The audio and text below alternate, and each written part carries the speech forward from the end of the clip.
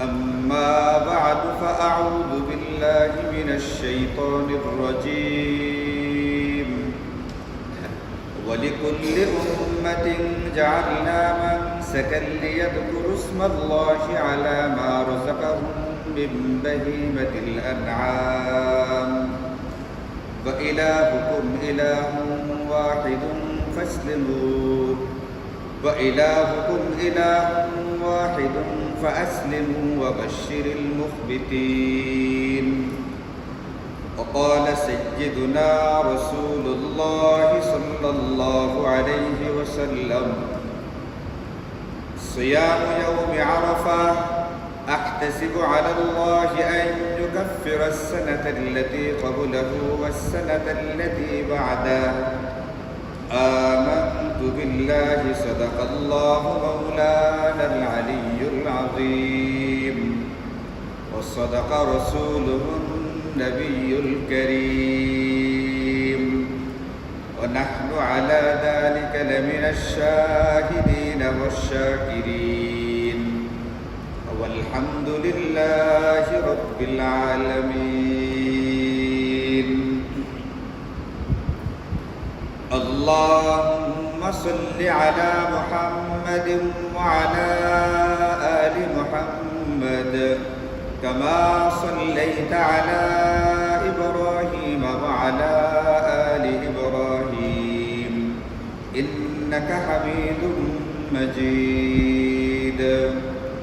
اللهم بارك على محمد وعلى آل محمد كما باركت على إبراهيم وعلى آل إبراهيم إنك حميد مجيد.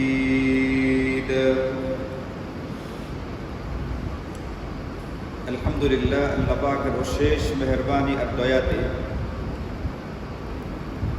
আমরা জিলহজের মহাবরকতপূর্ণ প্রথম দশক অতিক্রম করছি। এই জিলহজ মাসের প্রথম দশকের গুরুত্বপূর্ণ আমলগুলো নিয়ে আমাদের আলোচনা চলছে। ইতোমধ্যে বেশ কিছু বিষয় নিয়ে আলোচনা হয়ে গেছে, যেমন জিলহজের প্রথম এবং প্রধান আমল হচ্ছে হজ, যেটা ফরজ, এই সংক্রান্ত আলোচনা হয়েছে। দ্বিতীয় গুরুত্বপূর্ণ আমল হচ্ছে কুরবানি, যেটা ওয়াজিব, এই সংক্রান্ত মোটামুটি মৌলিক আলোচনা হয়ে গেছে। এরপরে জিলহজের প্রথম দশকের আমল চাঁদ দেখা, নখ, চুল, গোফ ইত্যাদি চাঁদ ওঠার আগে এইগুলো কেটে পরবর্তীতে কুরবানি করার আগ পর্যন্ত না কাটা, প্রথম দশকের রোজাগুলো রাখা এবং বেশি বেশি পরিমাণে তাসবিহ তাহলিল ইত্যাদিগুলো করতে থাকা, এইগুলো নিয়ে আমাদের ইতোমধ্যে আলোচনা হয়ে গেছে। আজকে আল্লাহ পাকের তৌফিকে আরো কয়েকটা বিষয় আলোচনা করা হবে। এর মধ্যে সামনে যে 9 তারিখ যেটা আসতেছে জিলহজ মাসের 9 তারিখটা হবে আগামী বুধবার। আমরা জানি যে এবছর আমাদের বাংলাদেশ যে অঞ্চলটা, এই অঞ্চলে ঈদুল আজহা উদযাপিত হবে আগামী বৃহস্পতিবার। আর ঈদুল আজহা যে তারিখে হয়ে থাকে এটাকে বলা হয়ে থাকে জিলহজের 10 তারিখ বা ইয়াউমুন নাহার। নাহারের দিন মানে জিলহজের 10 তারিখ। তো এটা যদি বৃহস্পতিবার হয়ে থাকে, আমাদের এই অঞ্চলে আরাফার দিবস হবে তার আগের দিন বুধবার। আরাফার যে দিনটা অর্থাৎ জিলহজের 9 তারিখ, আরাফার দিন এটা একটা পরিভাষা। এটা যে অঞ্চলে যে এলাকাতে জিলহজের 9 তারিখ অনুষ্ঠিত হবে ওটা ওই এলাকার ওই অঞ্চলের জন্য আরাফার দিন। তো আমাদের দেশের এই বছর আরাফার দিনটা হবে ইনশাআল্লাহ আগামী বুধবার 9 জিলহজ। যেটা এই 9 জিলহজে গুরুত্বপূর্ণ 3টা আমল আছে। শুধুমাত্র ওই একদিনই 3টা গুরুত্বপূর্ণ আমল আছে। আমলগুলো যথেষ্ট পরিমাণে গুরুত্বপূর্ণ, এই জন্য এইগুলো আমাদের জানতে হবে, এইগুলোর উপরে আমল করার চেষ্টা করতে হবে। আরাফার দিন জিলহজের 9 তারিখে আমাদের জন্য যে আমলগুলো করতে হবে তার ভিতরে 1 নম্বর আমলটা হচ্ছে এটা, ওই দিন গুরুত্ব দিয়া রোজাটাকে রাখার চেষ্টা করা। গত আলোচনা অনুযায়ী জিলহজের প্রথম 9 দিনই রোজা রাখা উচিত। অনেকেই আলহামদুলিল্লাহ রাখছেনও, অনেকের দ্বারা বিভিন্ন কারণে রাখা সম্ভব হচ্ছে না। যারা এই প্রথম 8 দিন রাখছি বা না রাখছি উভয় প্রকারের জন্যে অতি গুরুত্বপূর্ণ একটি ব্যাপার হচ্ছে জিলহজের 9 তারিখে রোজা রাখা, যেটাকে আরাফার দিনের রোজা বলা হয়ে থাকে। রোজার ব্যাপারে হযরত রাসূল আরবি সাল্লাল্লাহু আলাইহি ওয়াসাল্লাম হাদিসে পাকের মধ্যে বলেন যে জিলহজ মাসের 9 তারিখের যে রোজাটা, এই রোজাটা এতটাই ফজিলতের যে সিয়াম ইয়াউমি আরাফা আহতাসিবু আলাল্লাহ, আমি আল্লাহর কাছে আশা করি এটা যে ব্যক্তি এই জিলহজের 9 তারিখের রোজাটা রাখবে, এই ইউকাফিরাস সানাতাল্লাতী ক্বাবলাহু ওয়াস সানাতাল্লাতী বা'দাহু, আল্লাহ পাক ওই রোজাদারের আগে পরের 2 বছরের গুনাহ, এক হাদিসে পাকের মধ্যে আছে গুফিরা লাহু সানাতাইনে মুতাতাবিআতাইনে, অর্থাৎ ওই ব্যক্তির টানা 2 বছরের গুনাহ খাতা আল্লাহ মাফ করে দিবে। সুবহানাল্লাহ। এই কারণে আমাদেরকে আরাফার দিনের অর্থাৎ জিলহজ মাসের 9 তারিখের যে রোজাটা, এই রোজাটাকে গুরুত্ব দিয়ে রাখার চেষ্টা করতে হবে। আমরা নিজেরাও রাখার চেষ্টা করি, ঘরের মা বোনদেরকে বলে তাদেরকেও রাখানোর চেষ্টা করি। আল্লাহ তাআলা আমাদেরকে তৌফিক দান করুন। এটা গেল জিলহজ মাসের 3টা আমলের প্রথম আমল। জিলহজ মাসের 9 তারিখের দ্বিতীয় নম্বর আমলটা হচ্ছে একটা তাসবিহ, একটা দোয়া বেশি বেশি পড়ার চেষ্টা করা। যে দোয়াটা বেশি বেশি পড়ার জন্য বলা হচ্ছে, এই দোয়ার ব্যাপারে খোদ রাসূল করিম সাল্লাল্লাহু আলাইহি ওয়াসাল্লাম ইরশাদ করেন, খায়রুদ দুআই দুআউ ইয়াউমি আরাফা। এই পৃথিবীতে যত দোয়া করা হয়ে থাকে, দোয়াগুলোর ভিতরে সবচেয়ে উত্তম দোয়া হচ্ছে আরাফার দিনের দোয়াটা, অর্থাৎ জিলহজ মাসের 9 তারিখে যে দোয়াটা পড়া হয়ে থাকে, জিলহজের 9 তারিখের দোয়া হিসাবে এই দোয়াটা হচ্ছে সবচেয়ে উত্তম দোয়া।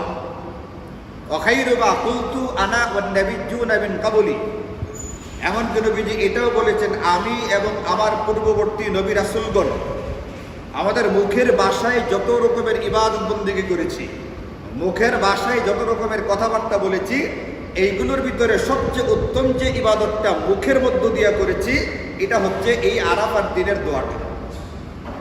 আল্লাহর রাসূল সাল্লাল্লাহু আলাইহি ওয়াসাল্লাম নিজে যে দোয়া করেছেন এবং নবীজির পূর্বে অতীতকালে যত নবী অতীত হয়ে গেছেন তারা যে দোয়া করেছেন, এইগুলোর ভিতরে নবীজি বলছেন সবচেয়ে উত্তম, সবচেয়ে সেরা যে দোয়াটা, এই দোয়াটা হচ্ছে জিলহজের 9 তারিখের দোয়াটা। এই জন্য আমাদের করণীয় কর্তব্য হচ্ছে জিলহজ মাসের 9 তারিখে এই দোয়াটাকে বেশি বেশি পড়ার চেষ্টা করা। দোয়াটা কি?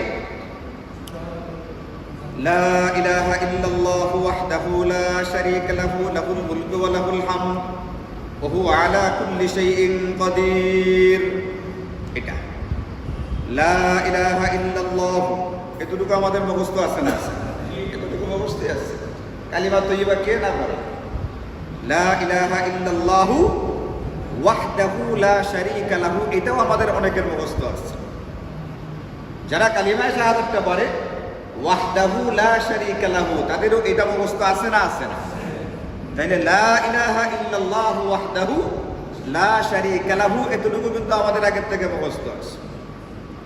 রয়ে গেল শেষের অংশটা, লাহুল মুলকু ওয়া লাহুল হামদু ওয়া হুয়া আলা কুল্লি শাইইন কাদির।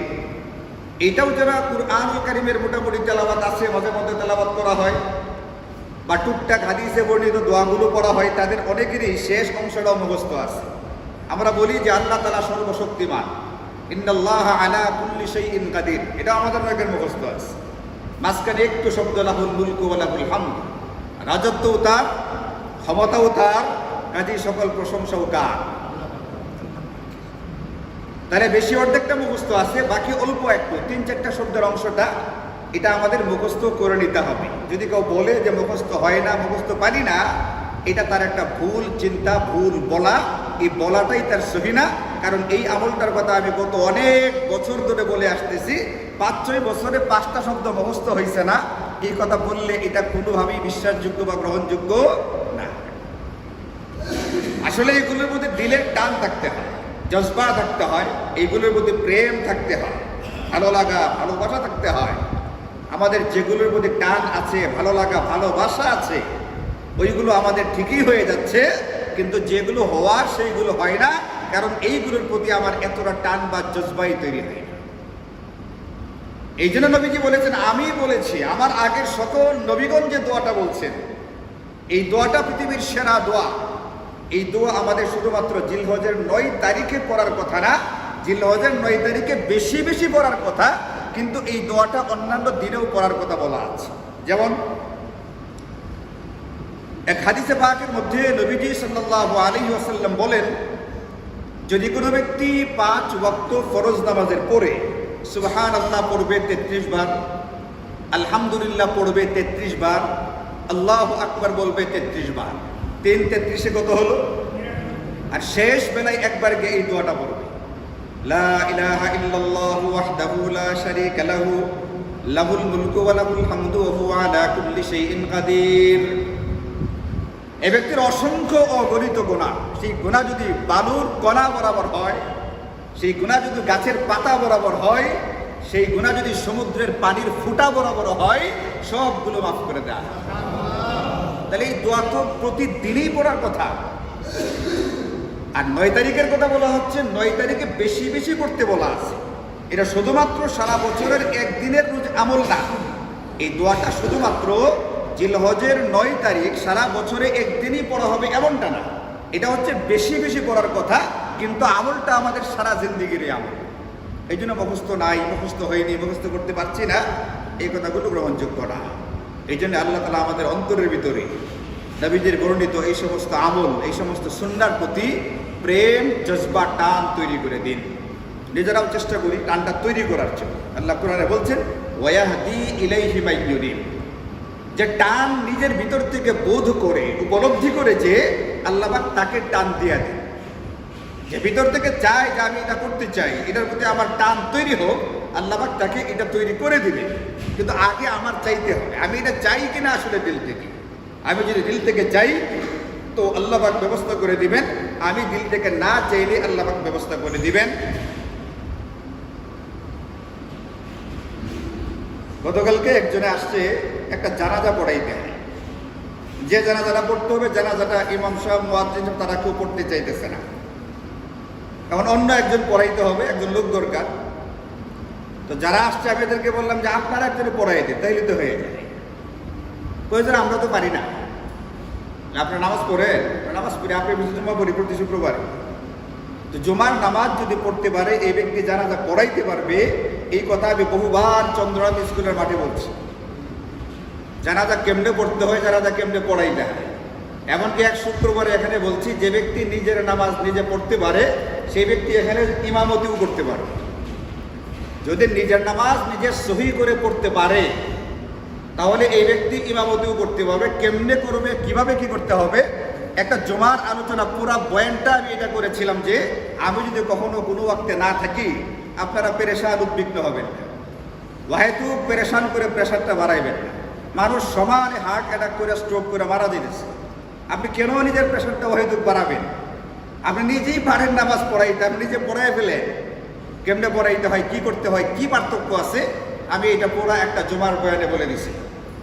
চন্দ্রনাথ স্কুলের মাঠে একাধিকবার বলেছি যে জানাজা আপনি পারেন, আপনি যে পারেন, আপনি যে জানেন সেটা আপনি জানেন না, শুধু আপনাকে জানাই দিয়ে গেলাম। আপনি জানাজার নামাজ যে পড়তে জানেন এটা আপনার জানা ছিল না, আমি আপনারা জানায়া দিয়ে গেলাম। তাহলে পারবেন না কেন? আপনি বলছেন আমার পিছনে জুমার নামাজ পড়েন, তাহলে পারবেন না কেন? পারবেন, সহজ। কিন্তু দিলের ভিতরে সেই টানটা নাই, জজবাটা নাই, প্রেমটা নাই, যে জানাজার আগে হুজুর কি কথাটা বলতেছিলেন, কথাটা একটু শুনি, একটু বোঝার চেষ্টা করি। যদি ওখানে শুনতাম, যদি ওখানে বুঝতাম, তাহলে ওইখানেই আমার জানাজার নামাজ পড়াইবার সুরত জানাজ হয়ে যাওয়ার কথা। আমি জানাজা পড়াইতে পারি, আমি যে পারি সেটা আমার জানা ছিল না, কিন্তু সেটা আমি জানায় দিয়ে আসছি কয়েকবার। এই জন্য এগুলো খেয়াল করতে হয়, শুনতে হয়, বুঝতে হয়, তাহলে জিন্দেগিটা আমাদের জন্য সহজ হয়ে যায়। কুরআনুল কারীমের একাধিক আয়াতের মধ্যে নবীজি সাল্লাল্লাহু আলাইহি ওয়াসাল্লাম অসংখ্য হাদিসে পাকের মধ্যে আমাদেরকে বলছেন এটা আমাদের দ্বীন ইসলাম অতি সহজ একটা ব্যাপার। আমাদের দ্বীন এটা অতি সহজ একটা ব্যাপার, কিন্তু এটাকে জটিল বা কঠিন করেছি আমরা। মনে করছে জানাজা পড়াইতে হবে, না জানি এটার ভিতরে কি কি আছে। গত কিছুদিন আগে পুনিয়াতে গেলাম একটা জানাজা পড়তে, পুনিয়াতে একটা গ্রাম আছে না এইদিকে। তো জানাজার আগের মাইয়েতের যারা ওলি, মাইয়িতের যারা গার্ডিয়ান তারা বলছে কিছু কথা বলবার জন্য, তো ওখানে কিছু কথা বললাম। কথা বলতে গিয়া একবারে শেষ পর্যায়ে এই কথাটা বলছিলাম যে আপনারা জানাজা কিভাবে পড়তে হয় জানেন? সবার মুখ বন্ধ। তো আমি বলছিলাম জানাজা আসলে এইটা। এবার বললেন আপনারা জানেন না। তারা বলছে জানেন। এরপরে জানাজা পড়ে চলে আসছে। কয়েকদিন পরে ওই এলাকার একজন আমাকে বলতেছে, হুজুর আপনি যে শেষ কথাটা বলছিলেন, এখানকার অনেক মানুষ জীবনে প্রথম এই কথাটা শুনছে এবং সে জানে যে সে জানাজা জানে। সে যে জানাজা জানে এটা তার জানাই ছিল না, এই দিন প্রথম আপনার কাছ থেকে জানছে। এমনকি ওটা একটা মাদ্রাসা, যেখানে জানাজাটা হয়েছিল একটা মাদ্রাসা, ওই মাদ্রাসার এক শিক্ষক পর্যন্ত বলছে যে আসলে জানাজাটা এত সহজ এটা আমার জানা ছিল না। কে শিক্ষক? মাদ্রাসার শিক্ষক। এখন যারা বলছে যে সহজ, তারা হয়তো বা কথাটা গুরুত্ব দিয়ে শুনছিল, এই জন্য বুঝছে যে জানাজাটা আমি জানি, বাকি আমি জানতাম যে সেটা আমার জানা ছিল না, এখন তারা জানছে। এ কথা বারবার আমি বলছি স্কুলের মাঠে, জানাজা আমরা পারি সবাই। যদি কেউ ফরজ নামাজগুলো পারে তাহলে জানাজাও পারে। অসুবিধাটা কোথায়? সে টানটা নাই। এই কারণে জিলহজের 9 তারিখের যে দোয়াটা, এই দোয়াটার কথা কিন্তু আমি আজকে প্রথম আলোচনা করতেছি, ব্যাপারটা এরকম না। এই দোয়াটার আলোচনা গত বছরের পর বছর ধরে করা হইতেছে। আমার 14 বছর গিয়ে 15 বছর চলছে আলহামদুলিল্লাহ। আপনাদের মহব্বতে, আপনাদের টানে, আপনাদের ভালোবাসায়, আপনাদের ভক্তি শ্রদ্ধাতে আমার প্রতি আবার টানটা আছে। আপনাদের 2-1টা ব্যতিক্রম থাকলেও 99%-এর টান বা প্রেম, ভক্তি, শ্রদ্ধা এটা আছে। এই কারণে তো এখনো রয়ে গেছে 14 বছরের উপরে, তাই না? উজ্জ্বল ভাই টান আছে না? টান আছে বলেই তো রয়ে গেছে 14 বছরের উপরে। এই টানটা ওই দোয়াটার প্রতি লাগবে। নবীজির শেখানো এই দোয়াটা, লা ইলাহা ইল্লাল্লাহু ওয়াহদাহু লা শারীকা লাহু লাহুল মুলকু ওয়া লাহুল হামদু ওয়া হুয়া আলা কুল্লি শাইইন কাদির। এর বেশিরভাগ অংশ আমাদের মুখস্থ আছে। 2-1টা শব্দ খালি একটু নতুন করে তরতিবটা দিয়ে নিতে হবে, তাহলে হয়ে যাবে ইনশাআল্লাহ। এটা হচ্ছে আরাফার দিনের, জিলহজের 9 তারিখের আমাদের জন্য দ্বিতীয় কর্তব্য এবং করণীয় আমল। আল্লাহ তাআলা আমাদেরকে এটা মুখস্থ করে, এখনো 2-3 দিন সময় বাকি আছে, এর আগেই মুখস্থ করে এটার জন্য প্রস্তুতি নেওয়ার তৌফিক দান করুন। এবং এই আমলটা দৈনিক 1-2 বার পড়া উচিত। এই দোয়াটার ব্যাপারে এমনও আছে, যখন কোনো ব্যক্তি এই আমলটা গুরুত্ব দিয়ে করে, তো নবীজি বলেন যে ফেরেশতারা এই দোয়াটার বদলা বা বিনিময় লিখতে লিখতে ক্লান্ত হয়ে যায়। এত গুরুত্বপূর্ণ আমল, কারণ এটার ভিতরে আল্লাহ পাকের ওয়াহদানিয়ত বা একত্ববাদের কথা আছে, আল্লাহ পাকের বরত্বের কথা আছে, আল্লাহ পাকের প্রশংসার কথা আছে। আল্লাহ পাক যে গোটা সাম্রাজ্য, গোটা পৃথিবীর মালিক, এই স্বীকারোক্তি এই দোয়াটার ভিতরে আছে। আল্লাহুস সামাদু লাম ইয়ালিদ ওয়া লাম ইউলাদ ওয়া লাম ইয়াকুল লাহু কুফুয়ান আহাদ। এই বক্তব্যটা এই দোয়াটার ভিতরে আছে। এই জন্য অতি দ্রুত মুখস্থ করা চাই। এবং ওই যে আমরা তাসবিহগুলো পড়ি, অনেকের 5 ওয়াক্ত আমাদের পরে পড়া হয় না, কিন্তু ফজর আর আসরের পরে কিন্তু অনেকেরই পড়া হয় এটা। বিশেষ করে যারা নামাজ গুরুত্ব দিয়ে পড়ে, তাদের কিন্তু ফজর আর আসরের পরে আমরা এই তাসবিহগুলো পড়ি। সুবহানাল্লাহ, আলহামদুলিল্লাহ, আল্লাহু আকবার 33 করে 3, 33, 99 পড়া হবে। 100তম বারে এই দোয়াটাকে পড়ে ফেলার চেষ্টা করতে হবে। এটা দিনের বেলারও আমল, সারা জিন্দেগিরও আমল, জিলহজের 9 তারিখেরও আমল। আল্লাহ তাআলা আমাদেরকে তৌফিক দান করুন। জিলহজ মাসের 9 তারিখ থেকে আরেকটা আমল করতে হবে, তবে শুধুমাত্র এটা ওই দিনের একদিনের না, ওই দিন শুরু হবে, টানা 5 দিন পর্যন্ত আমলটা করে যেতে হবে। আল্লাহ তাআলা কুরআনুল কারীমে ইরশাদ করেন, ওয়াযকুরুল্লাহা ফি আইয়ামিন মা'দুদাত। ও দুনিয়ার মানুষেরা, দুনিয়ার মুমিন মুসলমানেরা, তোমরা গুনাগুনতি কয়েকটা দিন, গণনা করা যায় এমন অল্প কয়েকটা দিন আল্লাহ পাকের জিকির করো, আল্লাহ পাকের বরত্বের ঘোষণা দাও। এমন গুনাগুনতি কয়েকটা দিন, সেই দিনগুলো কোনগুলো? এই ব্যাপারে সর্বকালের সর্বশ্রেষ্ঠ মুফাসসিরে কুরআন সাহাবিয়া রাসূল হযরত আব্দুল্লাহ ইবনে আব্বাস রাদিয়াল্লাহু আনহুমা বলছেন, আল আইয়ামুল মা'দুদাত আইয়ামু তাকবীরিত তাশরীক। আইয়ামুত তাশরীক মানে হচ্ছে জিলহজ মাসের 9 তারিখ ফজর থেকে শুরু করে জিলহজ মাসের 13 তারিখের আসরের নামাজ আগ পর্যন্ত এই 5টা দিনকে বলা হয় তাকবীরে তাশরীকের দিন বলা হয় থাকে। তাশরীকের দিন, এই 5 দিন 23 ওয়াক্ত নামাজের পরে, শেষ দিন মাগরিব আর এশা লাগবে না। আগের 4 দিন 5 ওয়াক্ত, 13তম তারিখে ফজর, জোহর, আসর এই 3 ওয়াক্ত, এই মোট 5 দিনে 23 ওয়াক্ত ফরজ নামাজের পরে তাকবীরে তাশরীক বলতে হবে। এটা একটা ওয়াজিব পর্যায়ের গুরুত্বপূর্ণ আমল। কুরবানিটা যে পরিমাণ গুরুত্ব দিয়ে আরো আদায় করা হয়ে থাকে, যেহেতু একটা ওয়াজিব আমল, ঈদের নামাজটা যে পরিমাণ গুরুত্ব দিয়ে আদায় করা হয়ে থাকে, এই তাকবীরে তাশরিকের আমলটা 5 দিন প্রতি ফরজ নামাজের পরে ঠিক সেই পরিমাণ গুরুত্ব দিয়ে পালন করতে হবে। কারণ কুরবানির বিধানটা ওয়াজিব, তাকবীরে তাশরিকের বিধানটা ওয়াজিব। ঈদুল আজহার নামাজটা এটা ওয়াজিব, তাকবীরে তাশরিকের বিধানটা ওয়াজিব। সুতরাং তিনোটা যেহেতু ওয়াজিব পর্যায়ের আমল, তিনোটার প্রতি মুমিন মুসলমান হয়ে থাকলে সমান তালে গুরুত্ব দিতে হবে এবং গুরুত্ব দিয়ে আমলটাকে করার চেষ্টা করতে হবে। তাকবীরে তাশরিক কি জিনিস? এটা আল্লাহু আকবার, আল্লাহু আকবার, লা ইলাহা ইল্লাল্লাহু আল্লাহু আকবার ওয়ালিল্লাহিল হামদ। এটাকে আমরা পারি না? পারি না। আল্লাহু আকবার কে না পারে? লা ইলাহা ইল্লাল্লাহ কে না পারে? আল্লাহু আকবার শেষে খালি ওয়ালিল্লাহিল হামদ। এটা কারো কাছে নতুন মনে হইতে থাকে, মনে হইতে পারে, কিন্তু বাস্তবে নতুন না। 30, 35, 40, 50, 55, 60 বছর ধরে এই তাকবীর শোনা হইতেছে। এরপরেও যদি কেউ বলে না হুজুর আমার কাছে নতুন লাগতেছে, এটা শত আফসোসের কথা, শত দুঃখের কথা হবে। এই কারণে এটা বলবার সুযোগ নেই যে এটা নতুন লাগতেছে। এই তাকবীর সবার মুখস্থ থাকার কথা। এই তাকবীরটাকে বলবার জন্য আল্লাহ তাআলা কুরআনুল কারীমে একাধিক আয়াতে কারিমাতে বলছেন ওয়াযকুরুল্লাহা ফি আইয়ামিন মা'দুদাত। ওই নির্ধারিত গোনাগুনতির কয়েকটা দিনের ভিতরে তোমরা আল্লাহ পাকের কুদরতের বরত্বের ঘোষণা দাও। আল্লাহু আকবার, লা ইলাহা ইল্লাল্লাহু আল্লাহু আকবার ওয়ালিল্লাহিল হামদ। এটা বলার মধ্য দিয়ে এই জন্য ইয়াউমে আরাফা অর্থাৎ জিলহজের 9 তারিখের তৃতীয় গুরুত্বপূর্ণ আমলটা হচ্ছে তাকবীরে তাশরিকের আমল। ইনশাআল্লাহ এটা আমরা জিলহজের 9 তারিখ ফজর থেকে, ফজরের নামাজের পরে বিলম্ব না করে, এটা পড়ার মাসালাটা হচ্ছে বিলম্ব না করে এই তাকবীরটা পড়া একবার ওয়াজিব, একবারই করতে হবে, একবার পড়াই ওয়াজিব। নারী পুরুষ সবাই পড়বে, মুসাফির বা মুকিম সেও পড়বে, একাকে নামাজ পড়লেও পড়বে, জামাতের সাথে নামাজ পড়লেও পড়বে। সর্বাবস্থায় এই 5 দিন 5 ওয়াক্ত ফরজ নামাজের পরে একবার এই তাকবীরে তাশরিক পড়া এটা ওয়াজিব। পুরুষেরা পড়বে সশব্দে, যতটুকু আওয়াজে পড়লে নিজের কানে এবং আশেপাশে 2-4 জনের কানে আওয়াজটা পৌঁছে।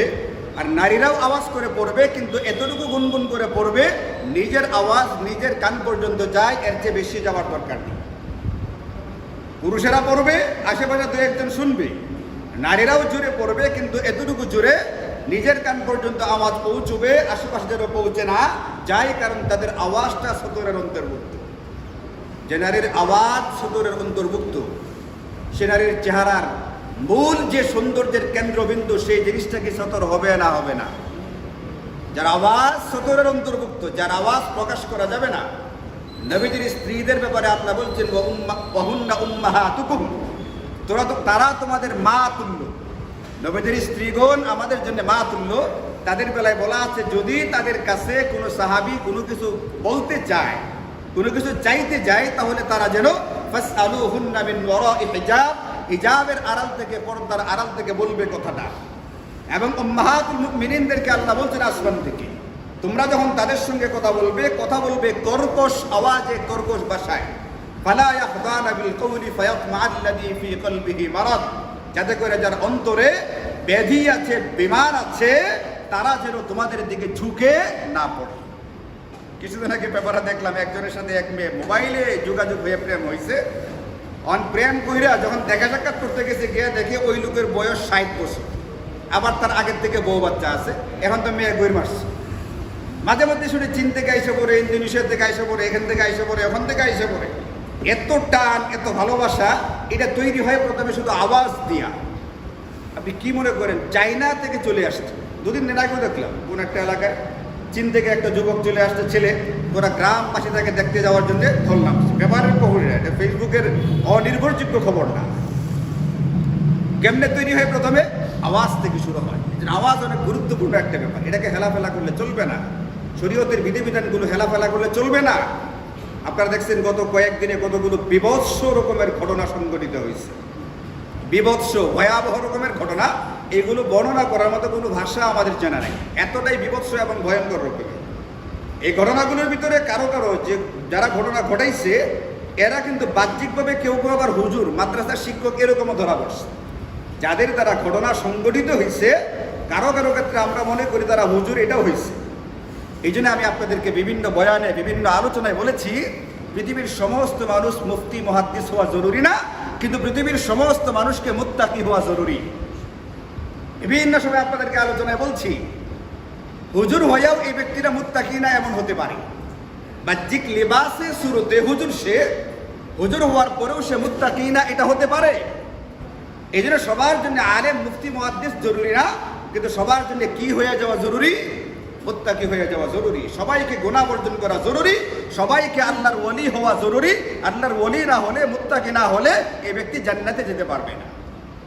এই জন্য কুরআনুল কারীমের একবারে শুরুতে আল্লাহ বলছেন, একবারে শুরুতে সূরা বাকারা শুরুই করেছেন হুদাল লিল মুত্তাকিন, জান্নাত তৈরি করা হয়েছে মুত্তাকিদের জন্য। এ কোরআন রাস্তা দেখাবে মুত্তাকিদের জন্য, যার ভিতরে তাকওয়ার ব্যাপারটা আছে, যার ভিতরে গুনাহকে ছেড়ে দেওয়ার মতো একটা মানসিকতা আছে, এই ব্যক্তির জন্য জান্নাত। আল্লাহ বলেন নাই যে উইদ্দাতিল জান্নাতু লিল উলামা, উইদ্দাতিল জান্নাতু লিল মুহাদ্দিসিন, উইদ্দাতিল জান্নাতু লিল পাঞ্জাবিওয়ালা, বড় পাঞ্জাবিওয়ালাদের জন্য জান্নাত, এটা কিন্তু আল্লাহ বলেন নাই। আল্লাহ বলছেন জান্নাত কাদের জন্য? যার ভিতরে গুনাহ ছেড়ে দেওয়ার মানসিকতা আছে তার জন্য। এই জন্য পৃথিবীর প্রত্যেকটা মানুষকে মুত্তাকি হওয়া জরুরি, প্রত্যেকটা মানুষকে আলেম হয়ে যাওয়াটা কি না জরুরি? জরুরি না, এবং সেটা সম্ভব না। সবাই হাফেজ আলেম হতে পারবে না, এবং সেটা সম্ভব না। এই জন্যে আলেম মুত্তাকি এই দুটার ভিতরে পার্থক্য আছে। আলেমটা সবাই হতে পারবে না, হওয়া জরুরিও না, কিন্তু মুত্তাকি সবাইকে হতে হবে, এবং সেটা সবার জন্য সম্ভব। আলেম হওয়া সবার জন্য সম্ভব না, কিন্তু মুত্তাকি হওয়া যারা সবার জন্য সম্ভব। এটা সবাইকে হতেই হবে, না হলে কোনো উপায় নেই। এই কারণে মেরে ভাইও আমাদের করণীয় হচ্ছে, কর্তব্য হচ্ছে, শরীয়তের বিধি বিধানগুলোকে হেলাফেলা করা যাবে না। শরীয়তের প্রত্যেকটা বিধান যা আমাদেরকে দেওয়া হয়েছে, এই বিধানগুলো আমাদেরকে দেওয়া হয়েছে এইগুলোর উপরে যথাযথ গুরুত্ব দিয়ে আমল করবার জন্য। আমি কিছুদিন আগে একটা বয়ানের ভিতরে এখানে বলে ফেলছিলাম, মানে জেনে শুনেই বলেছিলাম, 7-8 বছর 6-7 বছরের বাচ্চাদের, ছেলে বাচ্চাদের গালে মুখে হাত দেওয়া যাবে না। বাবা চাচা তারা কেউ চুম্বন করতে পারবে না। এটা নিয়ে একজন আপত্তি করে তারপর আমাকে বলছে, এটা কি বললেন আপনি? আমি কি আদরও করতে পারবো না? তা আদর করতে গিয়ে কি হইতেছে, গত কয়েকদিনের পেপার পত্রিকাগুলো পড়ে দেখে আদর করতে গিয়ে কি হচ্ছে। তারা তো প্রথমে ঢুকছে কি বইলেই, আদরের কথা বলেই তো ঢুকতেছে। আদরের কথা বলে ঢুকে এরপরে যে ঘটনাগুলো ঘটাচ্ছে, নারকীয় তাণ্ডব এইগুলো ঘটাচ্ছে, বিভৎস, এবং এইগুলো সুস্থ কোনো মানুষ, কি সাধারণ বিবেকের কোনো মানুষ এই ঘটনা ঘটাইতে পারে না যেগুলো ঘটানো হচ্ছে। আমি বলছিলাম শরীয়তের মাসালা, আর সেই লোকের আপত্তি হইলো, হুজুর আমরা কি বাচ্চাদেরকে আদরও করতে পারবো না? এরা তো কি করতেছে, আদরই করতেছে। আদর করতে গিয়ে পরে কি হচ্ছে? এই জন্য শরীয়তের বুঝের চেয়ে নিজের বুঝটাকে বেশি গুরুত্ব দেওয়া যাবে না। মনে রাখতে হবে, আমার বুঝ, আমার জ্ঞান, আমার বিবেচনা সব সময় শরীয়তের সামনে অসম্পূর্ণ বুঝ। সবচেয়ে বিশুদ্ধ বুঝ হচ্ছে একমাত্র কার? আল্লাহ পাক। এই জন্য কোরআন এবং সুন্নাহর যে বিধানগুলো, এই বিধানগুলো একেবারে লা রাইবা ফিহি, আল্লাহ পাক কুরআনুল কারীমে চ্যালেঞ্জ ছুড়ে দিয়ে বলছেন, এইগুলো যে মুমিন জাতির জন্য, গোটা পৃথিবীর জন্য কল্যাণের, এটা নিয়ে কোনো রকমের সন্দেহ নেই। কিন্তু অন্য যে আইনই করবেন, এটার ভিতরে সব সময় কল্যাণ হবে না। যে মেয়েটাকে বিভৎসভাবে হত্যা করা হয়েছে পরশুদিন, তার বিচার চাওয়া হয়েছে। বিচার চাওয়ার পরে কের কাছে আটকা? সাংবিধানিক প্রতিষ্ঠান, আমাদের আইন, আমাদের এটা, আমাদের সেটা, আগে ডিএনএ টেস্ট লাগবে, এটা লাগবে, ওটা লাগবে। অপরাধী নিজে অপরাধ স্বীকার করে ফেলছে, এবং এখানে যথেষ্ট পরিমাণে আলামত ইত্যাদি পাওয়াও গেছে যে কার দ্বারা কি হয়েছে না হয়েছে। এরপরে ওখানে এটা 10 দিনের রিমান্ড। কয়দিন? এর মানে আসামির শাস্তিটা কমপক্ষে 10 দিন হচ্ছে না, এটাকে নিশ্চিত হওয়া গেছে না, গেছে না। একজন খুনি যখন কাউকে খুন করে, ওই খুনির শাস্তি হচ্ছে তাকে সমতার ভিত্তিতে রাষ্ট্র তাকে হত্যা করবে, ফাঁসির দণ্ডে দণ্ডিত করবে। কিন্তু রাষ্ট্র যখন তাকে 10 দিনের জন্য রিমান্ড দেয়, এর মানে এতটুকু নিশ্চিত হওয়া গেছে এই 10 দিন তাকে ফাঁসিতে কি করা হচ্ছে না, ঝুলানো হচ্ছে না। তাহলে সে 10 দিন পৃথিবীতে বাঁচবে, এর গ্যারেন্টি পাইছে না? পাইছে না, গ্যারেন্টি পেয়ে গেছে। রিমান্ডের নামে তাকে 10 দিন অন্তত দুনিয়াতে বাঁচিয়ে রাখা হবে, এই নিরাপত্তা তাকে দেওয়া হয়েছে, সে রিমান্ডে আছে। এরপরে 2 পক্ষের উকিল যারা করবে, তারিখের পর তারিখ করবে, এটা হবে সেটা হবে, করতে করতে 5 বছর, 10 বছর, 15 বছর, 20 বছর, 25 বছর পরে গিয়া চূড়ান্ত রায় হবে রাষ্ট্রপতির হা বা নার মাধ্যমে। এরপরে যখন বিচার কার্যকর করা হবে, ততদিনই এমনও হতে পারে এই বাচ্চার বাবা যিনি এখন বৃদ্ধ, তিনি তার সন্তানের বিচারটা কি করতে পারলেন না, দেখে যেতে পারলেন। রসু একটা সিরিয়াল কিলার ছিল, রসু ডাকাত। আরো 25 বছর না কত বছর আগে, নাকি 11 বছর, মানে এই ঘটনার পরে ওইটা উঠে বের করা হয়েছে। সিরিয়াল কিলার, তারাই বলতেছে সিরিয়াল কিলার, একটা দুইটা হত্যা করেন নাই, টানা অনেকগুলো হত্যা করছে, 11টা না কয়টা, এবং সেটা প্রমাণ হয়ে গেছে। কিন্তু ওই যে বিচারের নামে বছরের পর বছর ওই ব্যক্তি জেলখানায় নিরাপদে জীবনযাপন করতেছে। পার্থক্য এতটুকু, আমরা জেলখানার বাইরে, সে খালি কোথায়, আমরা খাইতে হয় রিক্সা চালাইয়া, ভ্যান চালাইয়া, দিন মজুরি কইরা, সারাদিন খাটা খাটনি কইরা, এরপর আমাদের খাবার জুটে, আর তারা জেলখানে ফ্রিতে কয়বার খাইতেছে, 2 বার না 3 বার। ঈদের দিন ঈদুল ভর্তার রুটি দিবে, পোলাও গোস্ত দিবে, ফ্রি খাইতেছে বছরের পর বছর। এই জন্য ইসলামী যে আইনগুলো আছে, কোরআন সুন্নাহর যে বিধানগুলো আছে, এগুলো সব সময়ের জন্য মনে রাখতে হবে।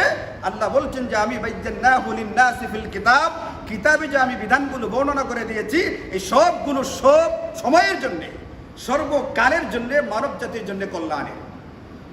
এই জন্য আমাদেরকে যদি রাষ্ট্রীয় কোনো সীমাবদ্ধতা থাকে, রাষ্ট্রের দায়িত্বে যারা থাকে, তাদের উচিত শরিয়া আইনটা কিভাবে কার্যকর করা যায় এই ব্যাপারে ফিকির করা।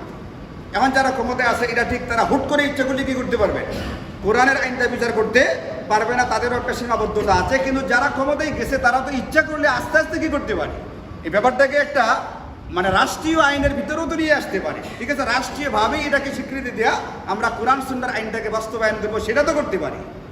এখন আছে একরকম আইন, আমরা আইনটাকে কোরআন সুন্নাহর যে আইনটা আছে মিলাই থেকে কোনটা অধিক উপকারী, যদি উপকারী হয় এটাকে রাষ্ট্রের আইন বানিয়ে ফেলি, তাহলে তো হয়ে যায়। কিন্তু এটাও তারা করবে না, এই বাহানা ওই বাহানা দিয়া বছরের পর বছর ঝুলতে থাকবে। এই জন্য প্রথমে কিন্তু ওই মেয়েটার বাবা বলছে আমি এই হত্যাকাণ্ডের বিচার চাই না, কারণ বিচার হয় না।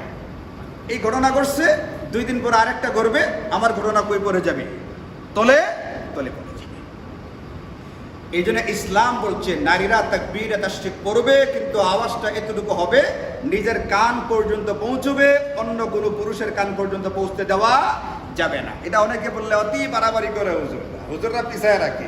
তো তোমরা তো সামনে আগাইতে আগাইতে এই পরিমাণ আগাইছো, এখন 7 বছরের 4 বছরের মেয়ে বাচ্চারা, ছেলে বাচ্চারা পর্যন্ত কি না নিরাপদ না, আমরা তো পিছাই রাখি।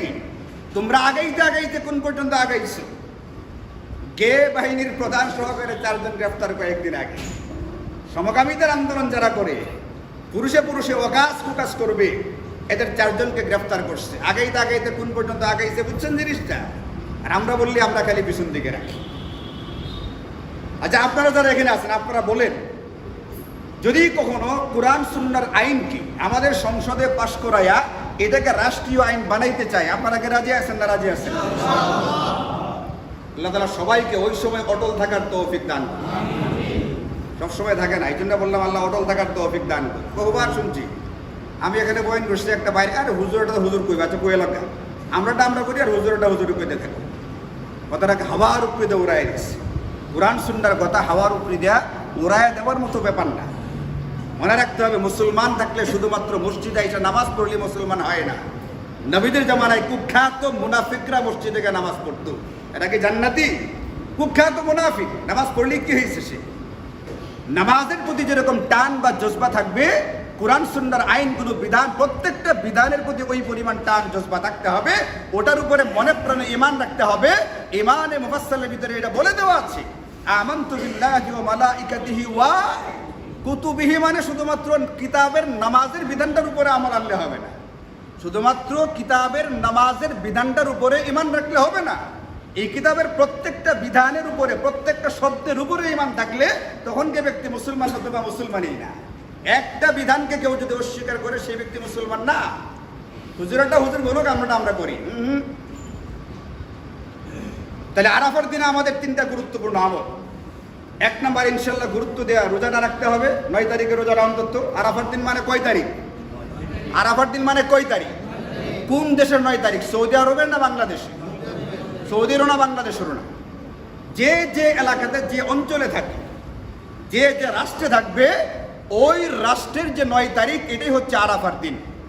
আরাফার দিন একটা পরিভাষা, সুতরাং সৌদি আরবের সাথে আমাদের মিলাইলে চলবে না।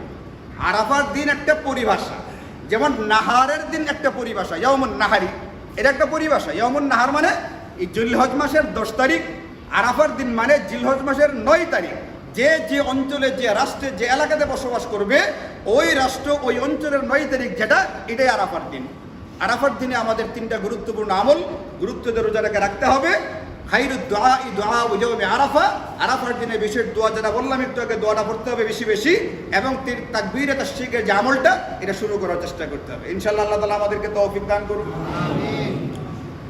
এরপরে 10 তারিখে আমাদের ঈদের দিনের কতগুলো সুন্নত আছে গুরুত্বপূর্ণ। এই সুন্নতগুলিয়া ইনশাআল্লাহ আমি আগেও আলোচনা করেছি বিভিন্ন সময়, এগুলো বই পুস্তকে পাওয়া যায়। যেহেতু সময় চলে গেছে, এই সুন্নতগুলো দেখে এগুলোর উপরে আমল করার চেষ্টা করবেন ইনশাআল্লাহ। কুরবানির মৌলিক যে ব্যাপারটা, মৌলিক যে বিধানটা আলোচনা করে ফেলছি, কার উপরে ওয়াজিব, তার কি করা উচিত আলোচনা হয়ে গেছে গা। এখানে মোটা কিছু মাসালা আছে, যেমন পশু কয় রকমের হবে, 6 রকমের পশু কুরবানি করা যায়। চতুষ্পদ গৃহপালিত, চতুষ্পদ মানে 4 পাওয়ালা গৃহপালিত জন্তু, উট, গরু, মহিষ, ভেড়া, দুম্বা, ছাগল, এই 6 প্রকার প্রাণী দ্বারা কুরবানি করা যায়। এটা চতুষ্পদ, এই সবগুলোরই 4টা পা আছে এবং এইগুলো গৃহপালিত, এইগুলোর দ্বারা কুরবানি চলবে। ছোট যে 3টা প্রাণী, ভেড়া, দুম্বা, ছাগল, এই 3টা একজনের নামে একটাই হবে, এটার ভিতরে কোনো শরিকানা চলবে না। বাকি প্রথম যে 3টা, উট, গরু, মহিষ, এই 3টার ভিতরে সর্বোচ্চ 7 জন ব্যক্তি বা 7 নাম শরিক হতে পারে। ইচ্ছা করলে 7 জন দিয়েও করা যাবে, এটা সর্বোচ্চ পরিমাণ 7 জন জরুরি না। কমে যদি করতে চায় 2 জনে মিলে একটা গরু করে ফেলবে, কোনো অসুবিধা নেই। 3 জনে মিলে একটা গরু করে ফেলবে, কোনো অসুবিধা নেই, করতে পারে। আমরা এইভাবে এই গরুগুলোর ভিতরে শরিক হয়েও কুরবানি করতে পারি। শরিক হওয়ার ক্ষেত্রে আপনাদেরকে বলছিলাম, এটা আমি যাকে শরিক হিসেবে নিব তার ভিতরে 2টা জিনিস দেখে তারপর নিতে হবে, তার ইখলাস ঠিকঠাক আছে কিনা, এবং 2 নাম্বার তার উপার্জনের অধিকাংশ উপার্জনটা হালাল কিনা। এই 2টা জিনিস দেখে তারপরে আপনি আপনার শরিক নেবেন। যারা শরিকানা কুরবানি করতে চায়, এখানে কোনো রকমের সংকীর্ণতা, সংকোচ, লজ্জা বোধ, বিবেচনা ছাড়াই কুরবানি করার পরে দাড়ি পাল্লা দিয়া মেপে তারপরে কুরবানির গোশতটাকে বন্টন করতে হবে। এখানে লজ্জা শরমের কোনো কিছু নাই, এটা শরীয়তের বিধান। শরিকানা কুরবানি হলে শরীরদের মাঝে এটা বন্টন করতে হবে ওজন করে, এটা একটা শরীয়তের বিধান। ওই বিধানের উপর আমল করতে গিয়ে আপনি বন্টন করবেন। পশুগুলোর বয়স আপনাদের জানা আছে, উট কমপক্ষে 5 বছর হইতে হবে, গরু মহিষ কমপক্ষে 2 বছর হতে হবে, আর বাকি 3টা পশু, ভেড়া, দুম্বা, ছাগল কমপক্ষে 1 বছর বয়সের হতে হবে, এর চেয়ে কম হলে হবে না। এই জন্য বয়স বিবেচনা করে তারপরে পশুটাকে কেনার চেষ্টা করবেন। পশুর ক্ষেত্রে হৃষ্টপুষ্ট হওয়া, সুস্থ সবল হওয়া, এটা জরুরি ব্যাপার। পশুটা অনেক বড় হওয়া, 3,20,000 টাকা দাম, এতটা হওয়া জরুরি না। কিন্তু পশুটা 2 বছর হয়ে যাওয়ার পরে এটা সুস্থ সবল হইতে হবে, মরা ধরা হইলে হবে না। অসুখ বিসুখ কাজ চলে না, এটাকে কোনো ক্রমে কাজ চালাই দিই। ওই যে ইন্ডিয়াতে করছে, 14 বছর বয়স হলে তারপরে গরু জবাই করা যাবে, এর আগে জবাই করা যাবে না। এই ধরনের মরা ধরা, যিনি মৃত্যু সজ্জায় আছে, মারাজুল মাউতে যে গরু আছে, এই গরু দিয়ে কুরবানি করলে এটা পছন্দনীয় না। হৃষ্টপুষ্ট সুস্থ সবল গরু কেনার চেষ্টা করবেন ইনশাআল্লাহ। যৌথ পরিবারে যারা কুরবানি করেন, যদি যৌথ পরিবারের একাধিক সদস্যের উপরে নেশাব থেকে থাকে, তাহলে একাধিক ব্যক্তির উপরেই কুরবানি আলাদা আলাদা করে দেওয়া ওয়াজিব।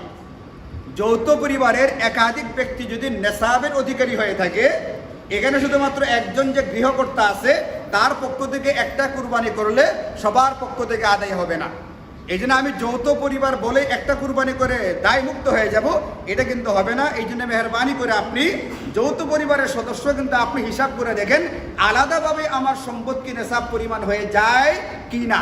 যদি আলাদাভাবে নেশাব পরিমাণ সম্পদ হয়ে যায়, তাহলে আপনার নামে আরেকটা আলাদা কুরবানি করতে হবে। এই ব্যাপারে আপনি মানসিক প্রস্তুতি নেন এবং কুরবানি করারও চেষ্টা করেন। কুরবানির সাথে আকিকা করতে চাইলে করা বৈধ আছে, কিন্তু সর্বাবস্থায় আকিকা আলাদা খাসি দেওয়া করা উত্তম। একটা হচ্ছে জায়েজ, একটা হলো উত্তম। কুরবানির গরুর সাথে আকিকা দিলে জায়েজ হবে, কিন্তু উত্তম সর্বাবস্থায় আকিকা আলাদাভাবে করা, এই জন্য আলাদা করার চেষ্টা করবেন। কারো যদি মান্যদের কুরবানি থাকে, সাধারণ কুরবানির ভিতরে মান্যদের কুরবানিকে মেশানো যাবে না, এটা আলাদা কুরবানি করতে হবে এবং এটা সম্পূর্ণ গরিব মিসকিনকে দান করে দিয়ে দিতে হবে। অনেক সমাজে সামাজিক গোশতের নামে একটা গোশত সংগ্রহের ব্যাপার স্যাপার আছে, এই জিনিসটা করা যাবে না, এই জিনিসটা করার কোনো সুযোগ আমাদের জন্য নেই। কসাইকে আলাদা মজুরি দিতে হবে। কুরবানির গোশত দিয়া কসাইকে মজুরি দিলে সেই কুরবানি বৈধ হবে না, মানে কুরবানি হবে কিন্তু তার মজুরি যেটা দেওয়া হলো এটা বৈধ হলো না। এই জন্য তাকে আলাদাভাবে কসাইকে মজুরি দিয়া এরপরে আপনি চাইলে প্রতিবেশী হিসাবে, বন্ধু হিসাবে, দরিদ্র হিসাবে গোশত দিতে চাইলে গোশত দিতে পারেন, কোনো রকমের অসুবিধা নাই। এই বিষয়গুলো ইনশাল্লাহ খেয়াল করি। আর বিস্তারিত বলার সময় যেহেতু অনেক বেশি হয়ে গেছে গা, নির্ভরযোগ্য কিতাব পাওয়া যায়, আহকামে জিন্দেগি, বেহেশতে যাওয়ার, এইগুলো দেখবেন, এইগুলো থেকে পড়বেন ইনশাআল্লাহ। ব্যক্তিগতভাবে ইচ্ছা করলে যদি জানার থাকে জেনে নিতে পারেন, যার কাছ থেকে আপনার ভালো মনে হয় তার কাছ থেকে জানবেন।